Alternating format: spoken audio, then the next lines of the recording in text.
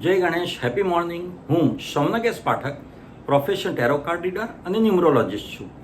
જે કોઈને પણ ફાઇનાન્સ, હેલ્થ કે રિલેશનશિપ રિલેટેડ કંઈ પણ ઇશ્યુઝ હોય તો તેઓ મારી કન્સલ્ટન્સી લઈ શકે છે. મારા જે રેગ્યુલર વ્યુઅર્સ છે તેઓ માટે મારી પાસે એક ઓફર છે કે જે કોઈ પણ મારો કોઈ પણ એક વિડીયો 10 વ્યક્તિઓમાં શેર કરશે અને તેનું પ્રૂફ મને મોકલી આપશે તો જે તે વ્યક્તિનો કોઈ પણ એક પ્રશ્ન છે તેનું સોલ્યુશન હું આપીશ. આજે હું વાત કરીશ ટેરો કાર્ડ બાબતે.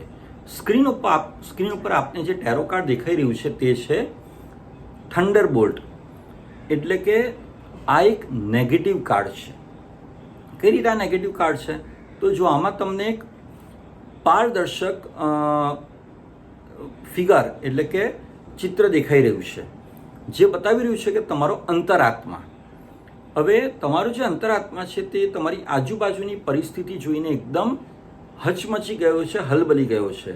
આજુબાજુ તમારા જે તમને નુકસાન થઈ રહ્યું છે, તમારી લાઈફમાં જે ડિસ્ટ્રક્શન થઈ રહ્યા છે અથવા તો અમુક એવા અણબનાવો બની રહ્યા છે તે જોઈને તમારા નિયરેસ્ટ ડિયરેસ્ટ કે તમારા આજુબાજુના વ્યક્તિઓ કે તમારા પોતાના સાથે જે થઈ રહ્યું છે, ઓકે, એ બધું જોઈને તમારું હૃદય હચમચી ગયું છે. અને એવું થાય જ, કારણ કે નજીકનું વ્યક્તિ હોય કે નિયરેસ્ટ ડિયરેસ્ટ હોય કે ફેમિલીમાં હોય કે ફ્રેન્ડ્સમાં હોય તો એવું થાય.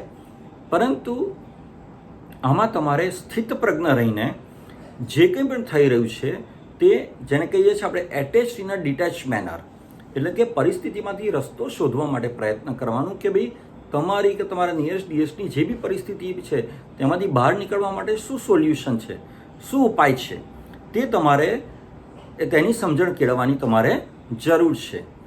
તો ખુશ રહો, મસ્ત રહો, સ્વસ્થ રહો. Thank you very much.